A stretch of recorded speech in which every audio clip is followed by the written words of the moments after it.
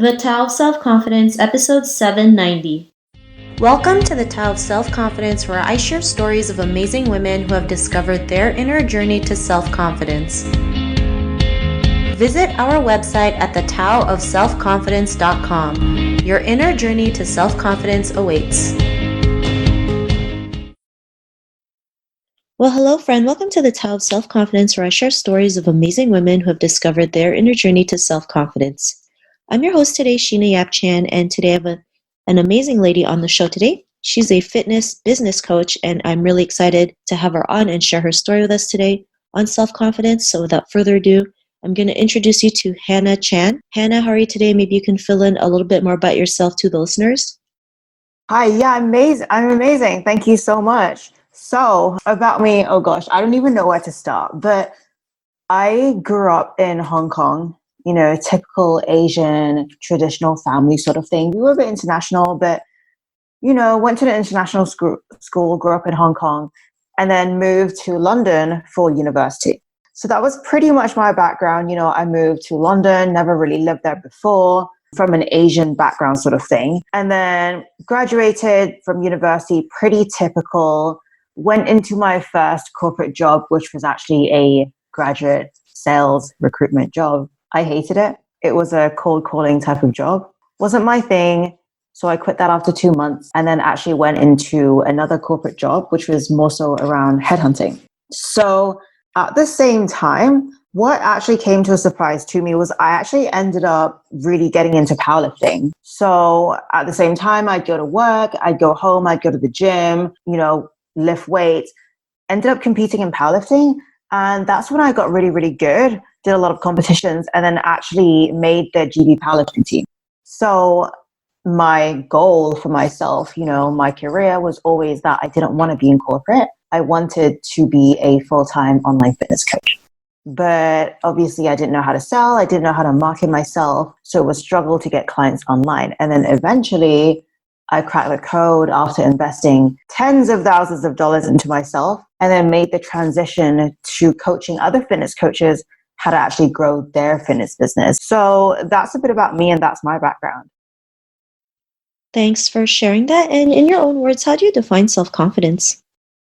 So self-confidence to me is the ability to show up in a way that feels aligned to you without worrying about what the wrong people think. Because I think a lot of the time we can be afraid to be ourselves, and we can be afraid to say what we feel like we want to say because we're afraid to offend people. And sometimes what happens is we almost sacrifice our feelings or what we want to make other people happy. So for me, self-confidence is being able to actually communicate and verbalize what you want in a way that feels authentic and in line with you. Thanks for sharing that great definition. And Hannah, what was your life like before your discovery of self-confidence?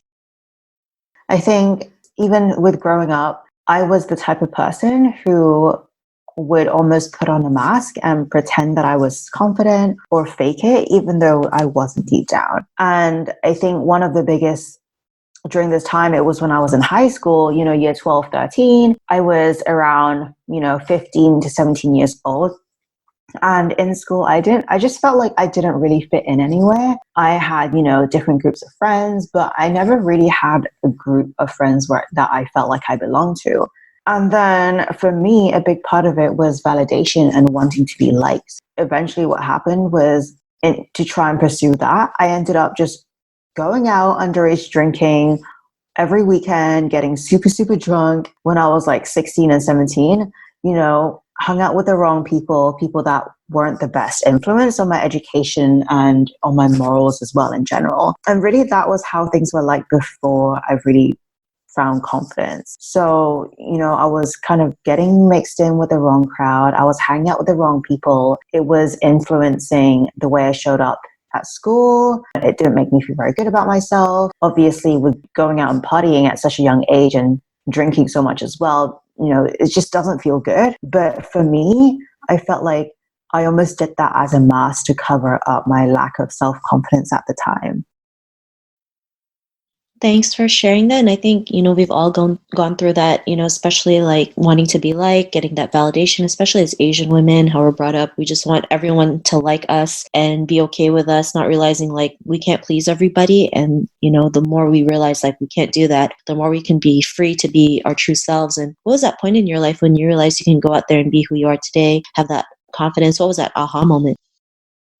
The really pivotal point in my life was when I started my fitness journey. And I know it sounds so cliche, especially in my industry, but for me, slowly what happened was as I went to university, I started going to the gym. And admittedly, I started going just because I wanted to look good, right? So started going to the gym, started lifting weights. And then it was that confidence in the gym that has actually transferred over to the other areas of my life. So it was the discipline and the confidence and the patience that I learned in terms of making progress in the gym and in fitness that has been able to help me translate those qualities in other areas of my life. So, the patience and the discipline and the work ethic that I found when it came to sticking to my nutrition goals and going to the gym, even when I didn't feel like it, that allowed me to show up in my exams the same way as well when I was in university in terms of being disciplined with everything. And then as I got more confident in the gym, as I was able to actually push my body to do things I never even thought was possible. And as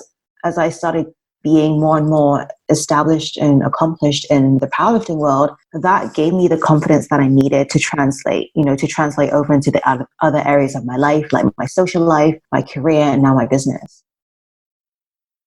Thanks for sharing that. And a lot of people start their fitness journey to look good, right? That was also one of my reasons. But the more you do it, the more you realize they're like, yeah, you have this confidence that you never thought was possible. Like, maybe having the flat abs or lifting 25-pound dumbbells, right? And I like how you mentioned because you're confident in one area, you can transfer it in other areas. And I think that's great. You're able to do that and show others what's possible. And because of your realizations, what's your life been like now?